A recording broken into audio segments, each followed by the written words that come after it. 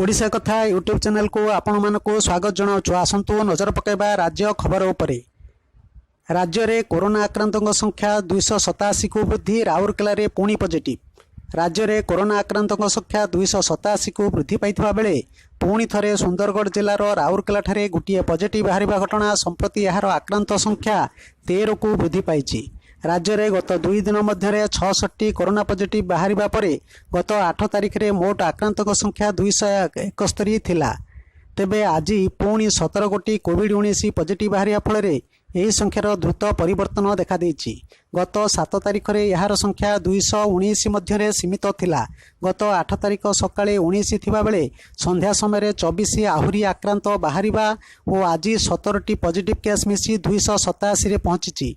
तेबे यही 17 गोटी पॉजिटिव मध्यरु गंजाम रे 12 जण थिबा बेले मयूरभंज रे 3, सुंदरगढ़ रे 1, भद्रक रे 1 रहिथिबा सरकारक आईएनपीआर डिपार्टमेंट सूचना अनुसार जना पड़ी।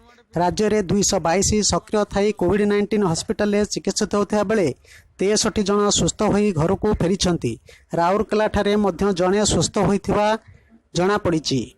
राउरकेला रे आज पॉजिटिव थिबा व्यक्ति पुरुष, बयस 68, कंटेनमेंट जोन रो बोली जना पड़ी। 7 दिन मध्य केवल गंजाम जिलार 83 आक्रांत चिन्हट सरकार मुंड व्यथार कारण होईछि। गंजाम रेड जोन रे थिबा बेले ये समस्त सूरत लिंक बोली जना पड़ी। मयूरभंज रे आज चिन्हट होइतिबा 3 जन आक्रांत हेले सबु पुरुष 20 वर्ष, 26 वर्ष, 30 वर्ष एमाने समस्ते सुराट फेरंता बोली जना पड़ी।